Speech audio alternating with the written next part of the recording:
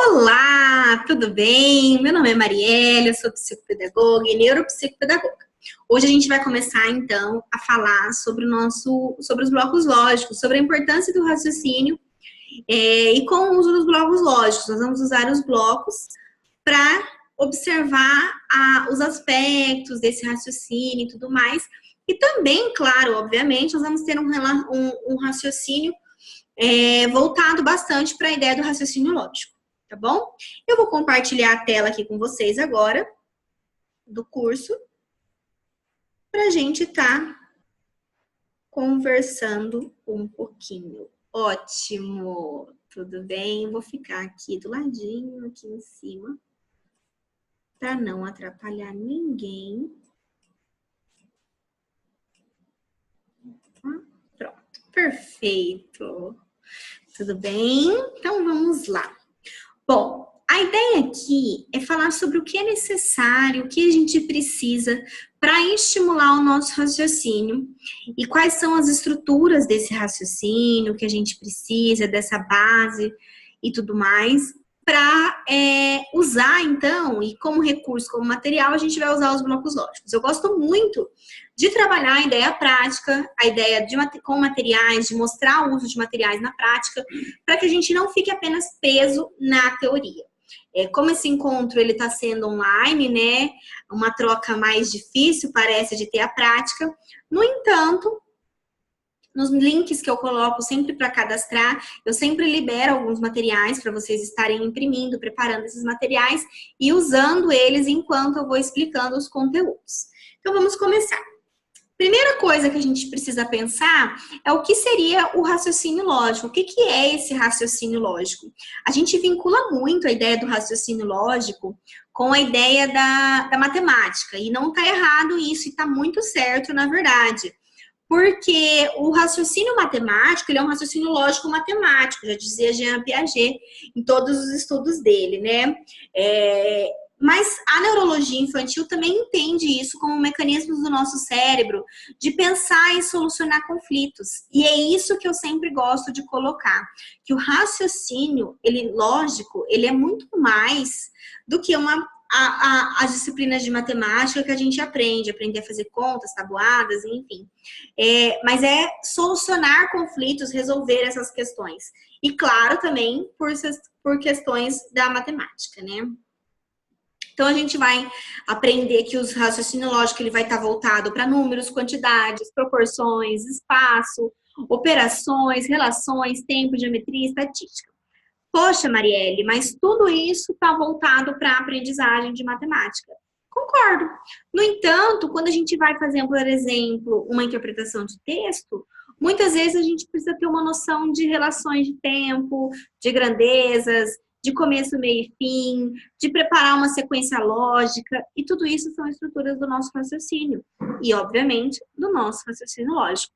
Então, por isso que a gente trabalha tanto essa ideia, por isso que eu venho há algum tempo já estudando e revisando essa ideia do raciocínio lógico, porque é realmente fundamental que esse raciocínio seja desenvolvido e que a criança se aproprie dessa forma lógica de pensar. O nosso cérebro, para a gente entender um pouquinho a importância dessa ideia de raciocínios, e enfim, e para vocês entenderem as estruturas, nosso cérebro a gente divide ele em duas partes, no hemisfério direito e no hemisfério esquerdo. No nosso hemisfério direito, assim como vocês estão vendo aí na foto, parece assim bem legal essa ilustração, né? Ele vai nos mostrar justamente o que cada um dos nossos hemisférios vivencia de aprendizagem.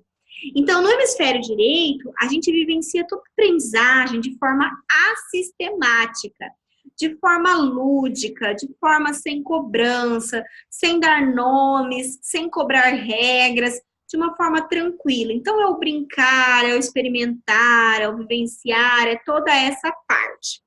Já no nosso hemisfério esquerdo, assim como vocês estão vendo aí nessa imagem, vai trabalhar regras, símbolos. Então, por exemplo, no hemisfério direito, eu exploro quando eu levo a criança para o pátio da escola e desenho a letra A bem grandona com o giz e peço para eles andarem em cima da letra A. Explorei de forma lúdica o hemisfério direito. No meu hemisfério esquerdo, eu exploro quando eu sento eles em carteiras, ou enfim, no caderno, numa roda, não importa. Mas que eu peço para eles escreverem aquela letra e dou um nome e um som para aquela letra. Então, eu registro as informações do hemisfério esquerdo, porque eu estou sistematizando uma aprendizagem que ele já teve. Qual que é a relação de um hemisfério do direito e do hemisfério esquerdo entre um hemisfério e outro? A relação é a seguinte: no hemisfério direito, a gente vivencia tudo com uma plasticidade muito maior. Já no hemisfério esquerdo, as coisas são um pouco mais rígidas. E por isso, quando a gente precisa se apropriar de determinadas aprendizagens, a gente busca isso no hemisfério direito, que foi onde foi vivenciado de forma livre e lúdica. E é por esta razão que eu trabalho tanto as estruturas lógicas, as estruturas do raciocínio lógico, com os blocos lógicos e com materiais lúdicos, porque eu quero que a criança vivencie todas as experiências de raciocínios pelo hemisfério direito, para quando eu cobrar de forma sistematizada e de maneira formal, ela ter onde buscar e ter um apoio no recurso neurológico dela. Bom, para a gente entender um pouquinho mais a fundo, a gente entende um pouquinho de como acontece tudo isso por dentro do nosso cérebro, ok? Então, para vocês entenderem de uma forma bem tranquila, o nosso cérebro, a gente vai dividir ele aí nessas 5 partes que vocês estão vendo. Então, a gente tem o lobo frontal, lobo parietal, lobo occipital, cerebelo, o tronco cerebral, mas a gente não vai entrar a fundo nesse assunto agora, e o lobo temporal, ok? Cada uma dessas partes do nosso cérebro, assim como vocês estão vendo aí na figura, elas são responsáveis por alguma função específica, e claro que as outras também contribuem para uma função entre outra. No entanto, elas são responsáveis por funções específicas para a gente poder funcionar, para que as nossas sinapses aconteçam de forma adequada, tá? Então, ali no lobo frontal, onde vocês estão vendo, é onde acontece a nossa vivência prática, de uma forma bem tranquila, e é ali que o nosso cérebro decide quais são as informações importantes ou não a serem processadas e armazenadas no nosso cerebelo, que é onde fica as nossas informações e as nossas aprendizagens mais sistematizadas, mais afundas, é onde a gente organiza nossas ideias, ok? O lobo parietal é responsável por toda essa criatividade, essa busca de coisas diferentes e tudo mais. O lobo temporal fica bem responsável pela questão do nosso processamento auditivo central. Nosso cérebro inteiro trabalha em relação a isso.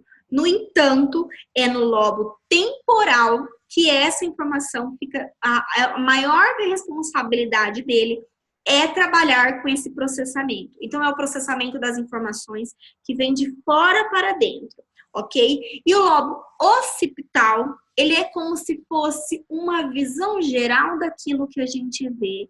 E é ali que ele determina o que a gente vai realmente aprender. Então, o nosso cérebro funciona todo de uma forma junta, unânime, né? Claro, uma parte depende da outra. Claro que eu tô falando aqui tudo de uma forma muito tranquila, sem ser específica em relação à teoria, mas em uma outra oportunidade a gente pode entrar sim em teorias mais profundas e falar de questões mais teóricas. No entanto, acho bem válido a gente entender essa questão. Essa imagem, ela desenha de uma forma muito legal o que realmente cada parte do nosso cérebro é responsável, ok? Então, vamos continuar. Quais seriam, então, se a gente for pensar em aprendizagem de uma forma geral, as condições para essa aprendizagem? Uma condição muito importante é a estimulação ambiental. O ambiente em que a criança está inserida faz muita diferença quando a gente vai pensar em relação à aprendizagem. Se a gente pegar uma criança que estuda numa escola em que o estímulo do ambiente que ela está é muito negativo, as professoras são bravas, isso tudo interfere. Agora, se ela estuda num ambiente em que tem flores na escola, tem parquinho, ela vivencia essa aprendizagem, a estimulação ambiental dela é diferenciada. O perfil da criança faz muita diferença também em todo este processo. Então, existem crianças que são mais rígidas e têm mais dificuldade de fazer essa interação com o outro. E aqui eu não estou tratando dos casos dos transtornos do espectro autista, desculpa. O que acontece? Eu estou colocando apenas uma questão de que existem pessoas com características mais abertas e mais fechadas aos outros. E isso interfere na aprendizagem também. Eu, inclusive, já atendi um caso de uma criança que era muito tímida mesmo. E ela foi até o 4º ano sem se alfabetizar. No entanto, a escola sabia que ela dominava os conteúdos, mas ela não sabia se expressar. E porque ela tinha muita dificuldade. Mas, investigando mais a fundo, a gente viu também que os pais também tinham bastante dificuldade. E isso fazia com que ela tivesse um alto nível de dificuldade de aprendizagem. No entanto, não era nenhuma dificuldade específica. Era apenas algo que estava impedindo ela de progredir em relação à aprendizagem por ser do perfil dela. Então, tudo isso faz muita diferença. Habilidades cognitivas preservadas, fundamental. Acho que aqui eu não precisaria nem entrar tão a fundo em relação a isso, mas se a criança tem alguma alteração neurológica ou alguma habilidade cognitiva que não está preservada, consequentemente, a gente já sabe que ela tende a apresentar algumas alterações no processo de ensino e aprendizagem. A influência cultural. Então, até esses dias eu fui numa escola e estava explicando a questão fonológica, da consciência fonológica e tudo mais, de que a gente trabalha o O no primeiro inicial no som fechado, dentro daquilo que eu trabalho com os meus pacientes. Deixo bem claro aqui que a gente não está trabalhando métodos e nem criticando e nem elogiando nenhum específico. No entanto, eu estava conversando com os professores e explicando que era muito importante a gente fazer o O fechado, para que a criança, quando fosse ler, por exemplo, a palavra bolo, ela não lesse a vovó fez bolo. Ela lesse de forma adequada. Claro que vão ter todas as variações linguísticas e tudo mais, mas não é o que a gente precisa entrar agora nesse assunto. Uma coisa muito importante, e nesse momento daí até a questão da influência cultural que eu estava falando, uma professora que não era daqui do meu estado, daqui do Paraná, ela acabou falando mais lá onde, ela acho que ela era do Nordeste, enfim, e ela falou de um jeito muito legal, ela falou, mas eu falo desse jeito, então é da minha língua, é da minha influência cultural. E eu coloquei isso também é uma condição de aprendizagem. A influência cultural faz muita diferença. A escolaridade dos pais, é muito comum a gente ver crianças com dificuldade de aprendizagem, com pais que não foram tão à frente a níveis escolares. Então, isso interfere bastante, até por questões de estímulo. A criança tende a não receber tantos estímulos porque os pais não valorizaram os estudos ou não tiveram essa oportunidade. Então, tudo isso faz muita diferença também. O histórico afetivo e pedagógico em relação à aprendizagem. Gente, esse daqui seria o ponto fundamental que eu colocaria aqui para vocês agora, em relação a trabalhar essas discussões de raciocínio lógico, de desenvolver o pensamento. A gente vai chegar no trabalho com os blocos lógicos, mas antes eu preciso muito que vocês entendam isso. E o histórico afetivo pedagógico da criança em relação à aprendizagem é muito sério. Às vezes, uma professora que ele teve no primeiro, no infantil 5, no 2º ano, enfim, pode bloquear aquela criança por toda a sua trajetória escolar. Então, isso é muito sério. Nós, enquanto profissionais, educadores, a gente sabe que lidar com o ser humano é difícil e que não é todo dia que a professora vai chegar feliz para dar aula e não é todo dia que o professor vai chegar tudo bem. Às vezes a gente vai ter as nossas emoções, a gente vai deixar transparecê-las. No entanto, isso faz muita diferença, então a gente tem que ter muito cuidado com isso, para a gente não bloquear nenhuma criança dentro desse processo de aprendizagem.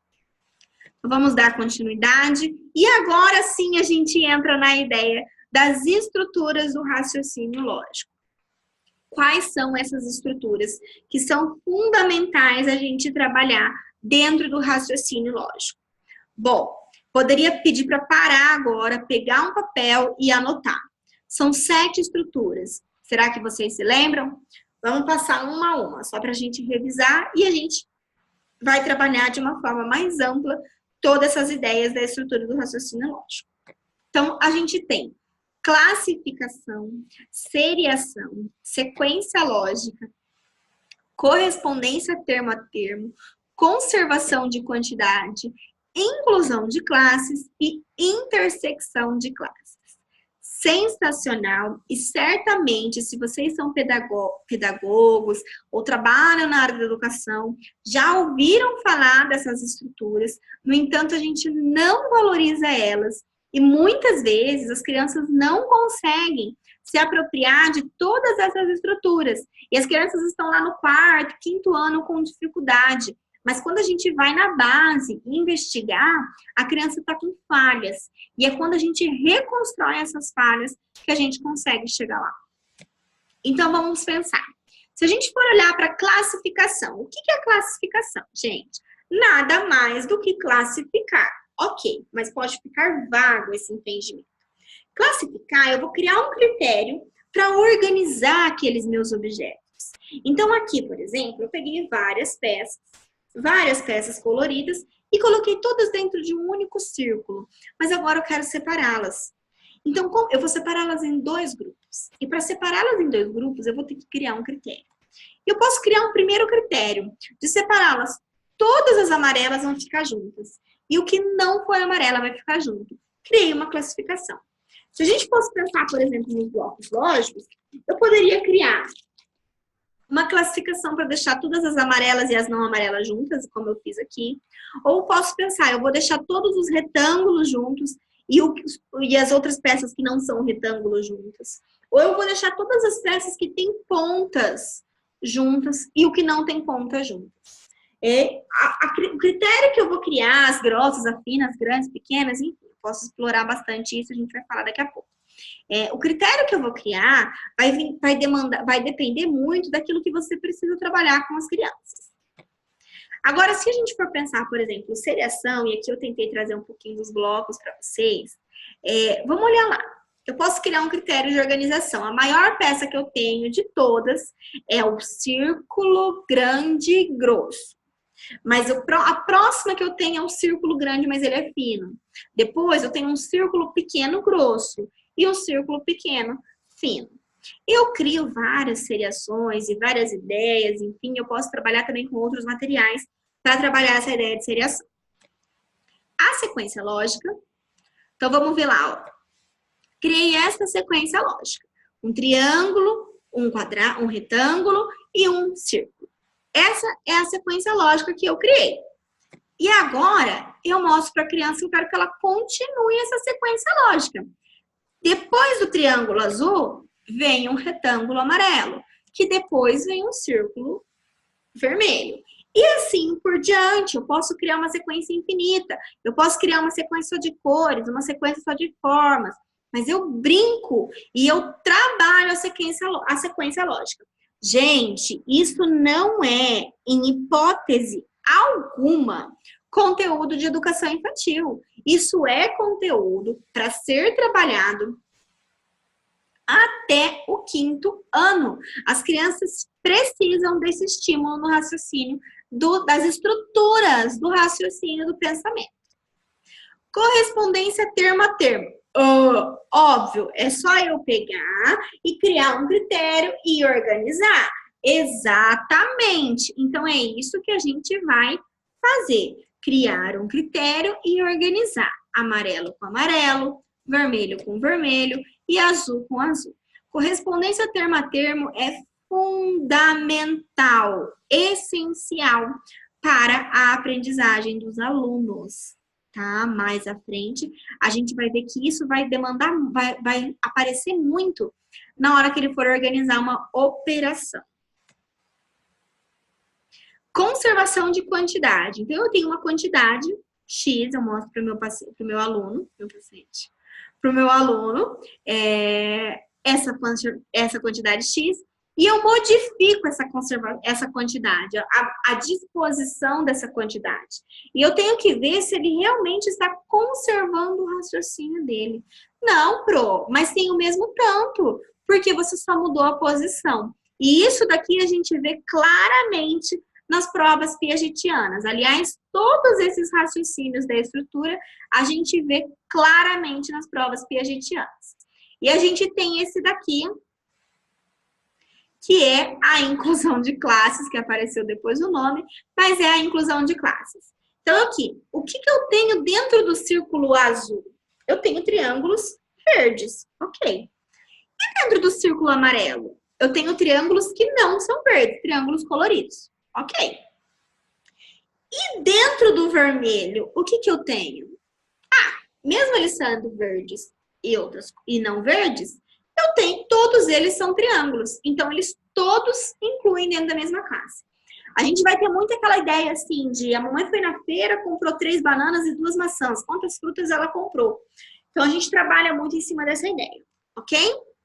A intersecção de classes, um último raciocínio que a gente vai trabalhar, e o último raciocínio da estrutura lógica, é essa daqui. O que eu tenho aqui? Eu tenho peças azuis e eu tenho peças círculos. Eu tenho peças azuis e eu tenho círculos. Por que essas duas aqui, elas ficam aqui no meio? Por que esses 2 círculos azuis, eles permanecem no meio? Simplesmente pelo fato de que eles são círculos. Então, eles pertencem ao grupo verde. Mas eles também são azuis e também pertencem ao grupo amarelo. Então, a gente faz uma intersecção. Ela pertence aos 2 critérios que eu estabeleci. E na intersecção é muito importante a gente entender isso, que a gente precisa de 2 critérios, ok? Vamos avançar mais um pouquinho. Uau! Chegamos nos atributos dos blocos lógicos. Show de bola! Muito legal essa ideia dos atributos. E a gente trabalha, então, quais são os atributos? Tamanho, a forma geométrica, a cor e a espessura. Perdão pela palavra. Espessura. Esses raciocínios, eles nos possibilitam todo o desenvolvimento do raciocínio lógico. Então, esses atributos, eu vou brincar com eles, eu vou movimentar eles, né? Dentre uma hora eu vou pedir cor e tamanho, uma hora eu vou pedir só forma, uma hora eu vou pedir só espessura, e a criança vai conseguir construir todos os raciocínios necessários. Ok? Essa folhinha, se eu não me engano, ela também tem disponível em algum lugar das minhas redes sociais. O livro da Ursula Simmons, que é esse livro aqui, ó, espetacular, que eu tenho para mostrar para vocês, tá bom? É o livro de blocos lógicos. Deixa eu ver se eu consigo mostrar aqui. Da Úrsula. São 150 exercícios para serem trabalhados com os blocos lógicos. É fantástico, tá? O meu trabalho com os blocos lógicos, ele começou depois da minha formação com ela. Eu tinha um preconceito com os blocos há um tempo atrás. Não sabia usá-los e não sabia para que usá-los. Depois eu aprendi com ela, nunca mais deixei de usá-los e eu acho justo eu dividir com vocês o que eu aprendi. Tá bom? Então, ele traz entre todas essas brincadeiras que estão listadas aí, rabo da pipa, caracol, bingo, árvore, matrizes, adivinhações, seriação, classificação e sequências lógicas e muitas outras, tá bom? Mas a gente vai, a priori, realmente trabalhar só essa... Vou trabalhar algumas questõezinhas com vocês daqui a pouquinho. A lógica, ela é uma só.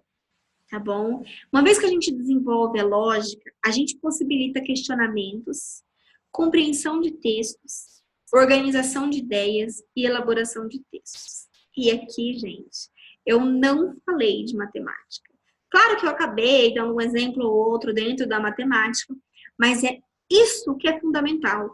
Eu quero muito que vocês percebam que é isso que o raciocínio lógico ele me proporciona. Ele me proporciona questionar, pensar, compensar as coisas pelo meu pensamento, agir sobre os meus pensamentos.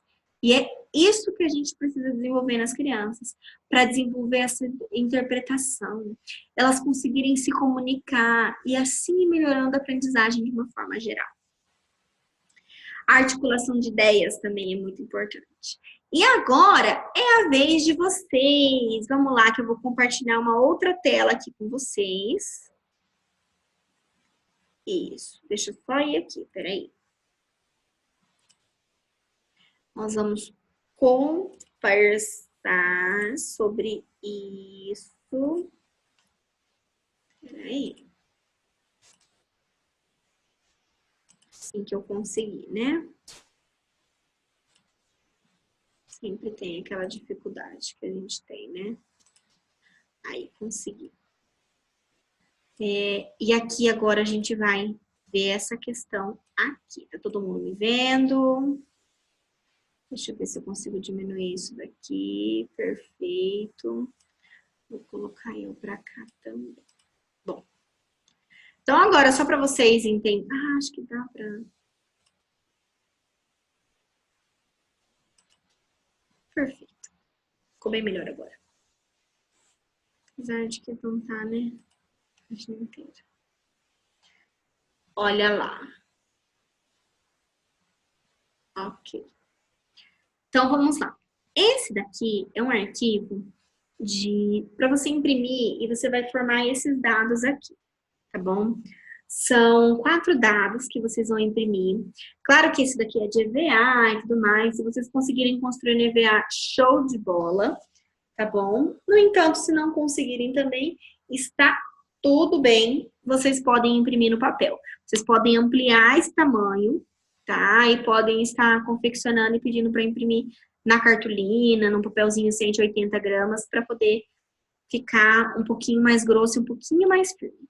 Então, vocês vão imprimir esses dados para vocês brincarem com as crianças no primeiro momento.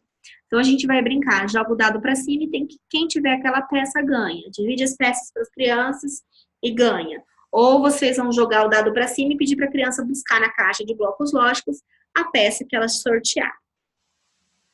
Depois a gente vai trabalhar a ideia das árvores, e essa seria sensacional se a gente tivesse um encontro presencial, um evento ao vivo, para trabalhar essas árvores, porque elas são fantásticas. Os raciocínios que a criança desenvolve com as árvores dos blocos lógicos é fantástico. A criança vai, por exemplo, pegar uma peça, essa peça que eu peguei aqui. Olha lá, vamos pensar junto comigo. Primeiro critério que eu preciso pensar nela é que cor que ela é. Ela é vermelha. Vocês estão vendo? Ela é vermelha. Então, o vermelho, ele vai andar em que direção? E eu vou andar com essa peça até o meu próximo conflito. Quando eu chegar no próximo conflito, eu vou andar até o próximo conflito. Aqui a gente só colocou 2 conflitos para a gente poder fazer de uma forma mais resumida. Mas, por exemplo, a criança vai pegar a peça vermelha e vai andar até o conflito do vermelho. Aí, que forma geométrica que é? É um quadrado. Vai deixar lá. Aí ela vai pegar uma outra peça, por exemplo, um círculo amarelo. Então, ela vai pegar pelo amarelo e vai andar até onde ela tem que andar com esse círculo. E assim por diante. Depois a gente vai trabalhar a ideia da árvore negativa, tá bom? E todas essas ideias e esses raciocínios a gente trabalha no curso fechado sobre os blocos lógicos, tá bom? Entendendo a aprendizagem, uma visão pelos blocos lógicos.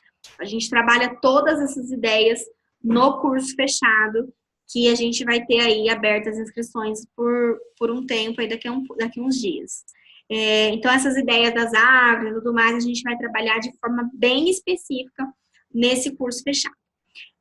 Então, assim, aqui a gente vai trabalhar a ideia da árvore negativa, que também é muito legal, e a criança também vai colocar todas as propostas de peças dos blocos lógicos. Então, aqui, por exemplo, essa peça, ela vai ter que pensar, essa peça, ela é azul ou ela é um não azul? E ela vai pro lado de não azul porque ela é amarela. Se ela é amarela, ela não é azul. Então, eu trabalho já com esse conceito de desconstrução, e com isso eu trabalho muito a flexibilidade do raciocínio. E isso é fantástico, porque é isso que é o raciocínio lógico, a flexibilidade do raciocínio. E assim por diante, ok? Dentro das árvores dos blocos lógicos. Depois a gente vai trabalhar essa ideia de intersecção, e eu reforço novamente essa importância de que a intersecção, ela tem que ser nessa ideia. Ela tem que ter 2 critérios diferentes. Eu não posso ter triângulos e quadrados. Todos são critérios de formas geométricas. Eu preciso ter um critério. Cor e forma, tamanho e cor e espessura, espessura e tamanho, e assim por diante. Vou brincando dentro disso até a criança percebendo. Mas esse também é um assunto muito específico que a gente deixa para trabalhar num momento mais específico em relação à aprendizagem. E por última atividade, que eu deixei separadinho para vocês, é a mesma ideia da intersecção, no entanto, numa proposta já de trabalhar com a ideia da negatividade. Então, o que não é amarelo, o que não é círculo. Ou você pode, o que não é amarelo, o que é círculo. Você pode criar 2 critérios. Ok. Bom, o que eu tinha para dizer hoje, para contar para vocês, para compartilhar com cada um de vocês, eram essas ideias. O raciocínio lógico, ele é incrível. Ele tem tudo para a gente trabalhar no dia a dia, na nossa rotina de sala de aula, junto com as crianças, trabalhar de verdade nisso, estimular esse raciocínio para contribuir para o desenvolvimento e para a aprendizagem dessas crianças de um modo geral. Espero que vocês tenham gostado. Se vocês gostaram mesmo, compartilhem essas ideias, mostrem aos colegas, indiquem aos colegas, pois é muito, muito, muito importante a gente compartilhar o conhecimento que a gente tem. Muito obrigada a cada um de vocês e a gente se vê em uma próxima formação online.